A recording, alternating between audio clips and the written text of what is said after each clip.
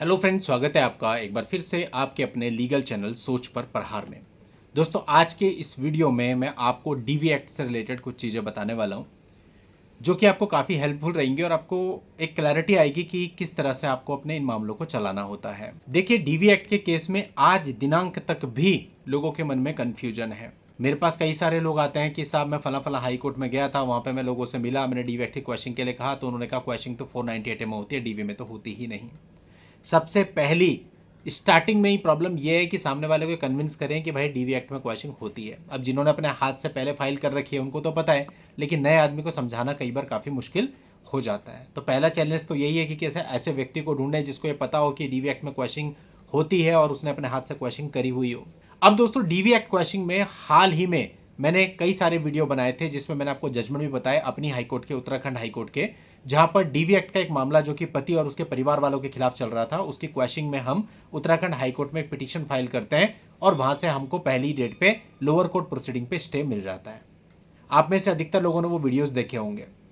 लगातार एक के बाद एक कुछ ही दिनों के अंतर्गत वो 2-3 केस फाइल हुए और सब में सेम ही रहा कि तुरंत हमको स्टे मिल गया। अब अगर ऐसा होगा और कोई चौथा आदमी हमको बोलेगा सर मैं डीवी एक्ट की क्वेश्चन में जाना चाहता हूं, आप बताइए क्या प्रैक्टिस है, तो मैं क्या कहूंगा कि यहाँ पर उत्तराखंड हाईकोर्ट में ऐसा होता है भाई, जब हम केस फाइल करते हैं पहले स्टे पे सुनवाई होती है और जनरली स्टे मिल जाता है। ये देखिए हमारे पिछले 3-4 मामले सभी में कोर्ट ने स्टे ग्रांट किया है। तो जो पिछले रिकॉर्ड्स होते हैं उनके आधार पर ही आप तय करते हैं। लेकिन दोस्तों, किसी भी चीज़ की कोर्ट में कोई गारंटी नहीं होती। अब होता क्या है कि इतने सारे केसेज क्वेश्चन के फाइल करने के बाद जब हम नेक्स्ट केस क्वेश्चन का कोर्ट में लेकर के जाते हैं, अचानक से वो दूसरी बेंच के समक्ष पेश होता है और जब हम स्टे के लिए कहते हैं तो हमसे पूछा जाता है कि क्या पति ने डाइवोर्स फाइल किया हुआ है, बिकॉज हम पिटीशन में लिख के चल रहे थे कि हाँ डाइवोर्स फाइल किया हुआ है। तो उन्होंने कहा भाई संभावना क्या है। हमने कहा किस चीज़ की संभावना। बोले कि जो हस्बैंड है ये अपनी डाइवोर्स पिटीशन को वापस लेने को रेडी है। अब हम कैसे कह दें, क्योंकि क्लाइंट का केस पता नहीं 1 साल से चल रहा है, 2 साल से चल रहा है, 2.5 साल से चल रहा है, क्या परिस्थिति है, और अगर वो इतना लंबा ट्रायल चला के आ रहा है तो वो क्यों डाइवोर्स का केस वापस लेगा। तो हमने कहा साहब अभी तुम कुछ नहीं कह सकते, इसके लिए तुमको क्लाइंट से बात करनी पड़ेगी। तो उन्होंने क्या किया, उसको पेंडिंग में डाल दिया, मतलब कि उसमें स्टे भी नहीं दिया गया और अगली तारीख के लिए उसको रख दिया गया और उसमें एक ऑर्डर पास कर दिया गया जिसमें ये मेंशन कर दिया गया, वो भी रिटर्न में, कि आप जो है क्लाइंट से पूछेंगे कि वो अपना डाइवोर्स केस वापस लेने को रेडी है कि नहीं है। अब ये रिटर्न ऑर्डर आ गया।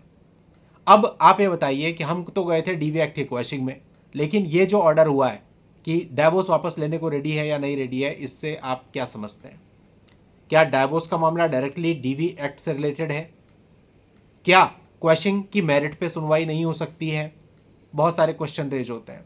अब ऐसे में क्लाइंट से जब हमने बात करी, क्लाइंट ने तो साफ कह दिया कि भाई मैं तो डाइवोर्स केस वापस क्यों लूंगा, मैं इतने टाइम से डाइवोर्स केस चला रहा हूँ, इतनी बुरी परिस्थितियां हो रखी हैं, इतने सारे झूठे केस कर रखे हैं, मैं तो वापस नहीं ले सकता। अब हमारे मन में डर यह है कि हम ये कहते हैं कि वापस नहीं लेना चाहता है, कहीं ऐसा ना हो कि प्राइमा फेसी पिटीशन रिजेक्ट हो जाए, क्योंकि ऐसे भी होता है। अभी रिसेंटली मैंने आपको इलाहाबाद हाईकोर्ट के 1-2 जजमेंट बताए जहां पर यह हुआ कि पहली ही डेट पर जस्ट इतना पूछा कि मीडिएशन के लिए हस्बैंड रेडी है, हस्बैंड ने मना किया कि भाई मैं मीडिएशन के लिए रेडी नहीं हूं, तो पहली डेट पर पिटीशन खारिज हो गई, दूसरी पार्टी को नोटिस भी नहीं किए गए।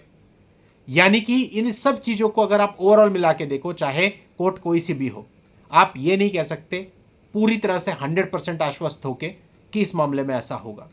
इसलिए यदि आप भी क्वेश्चनिंग में जा रहे हैं और आप ये सोचते हैं मुझे पहले किसी प्रकार की श्योरिटी मिल जाए उसके बाद मैं क्वेश्चनिंग में जाऊंगा, तो ऐसा कुछ भी नहीं है भाई। बहुत सारे फैक्टर्स पे डिपेंड करता है। हो सकता है आपको बहुत बड़ा रिलीफ मिल जाए, हो सकता है कोई भी रिलीफ ना मिले, हो सकता है पहली डेट पे आपकी पिटीशन रिजेक्ट हो जाए और आपकी जितनी भी क्वेश्चन की फीस तय हुई थी अपने लॉयर साहब से वो सारी की सारी वेस्ट हो जाए। कुछ भी हो सकता है। किसी भी तरह की झूठी सांत्वना में आकर के आप क्वेश्चनिंग में मत जाइए। अब अगर मुझे कोई कहे कि क्वेश्चनिंग में जाना है, आप बताओ, तो मैं क्लियर कहता हूं हो भी सकती है, नहीं भी हो सकती है, आप देख लो, जाना है तब भी ठीक, नहीं जाना तब भी ठीक, निर्णय आपका। हमारे हाथ में सिर्फ इतना है कि हम अपनी तरफ से पूरी पूरी कोशिश करेंगे, अच्छे से अच्छी कोशिश करेंगे ड्राफ्टिंग में, आर्ग्यूमेंट में। बाकी हम कुछ नहीं कह सकते कि क्वेश्चनिंग होगी कि नहीं, और सच्चाई भी यही है। कई बार होता है कि हाईकोर्ट से हमको रिलीफ नहीं मिलता है, आगे हम सुप्रीम कोर्ट में जाते हैं, सुप्रीम कोर्ट में भी क्लाइंट की काफ़ी भागदौड़ हो जाती है, बहुत पैसा लगता है। कई बार होता है कि हाई कोर्ट के फैसले को पलट दिया जाता है, सुप्रीम कोर्ट से रिलीफ मिलता है। ऐसे भी कई जजमेंट्स पे मैंने वीडियो बनाया, वैसे नॉर्मल जजमेंट पे भी और अपने खुद के स्वयं के जजमेंट्स पे भी, जहां पर सुप्रीम कोर्ट ने राहत दी, हाई कोर्ट के फैसले को पलट दिया।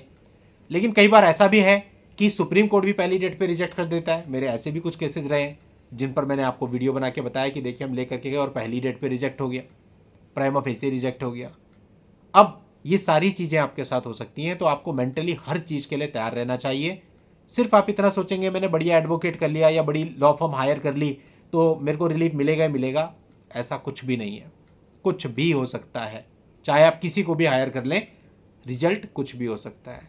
तो अगर आप इस शर्त पर क्वेश्चन के लिए जाने को रेडी हैं तब तो ठीक है, बट अगर ये सोच के चलेंगे कि रिलीफ मिलना ही मिलना है, क्वेश्चन होनी होनी है, तो फिर आप बहुत बड़ी गलती कर रहे हैं। चाहे वहाँ की प्रैक्टिस कुछ भी हो, लेकिन डिसीजन कुछ भी हो सकता है। तो अंतिम डिसीजन वक्त और मौके पर ही डिसाइड होता है। उम्मीद करता हूँ आपको पूरी बात समझ में आई होगी। आज के इस वीडियो में इतना ही। नेक्स्ट वीडियो में नई जानकारी के साथ मैं आपसे फिर मिलता हूँ। तब तक के लिए goodbye and thank you for watching. Take care.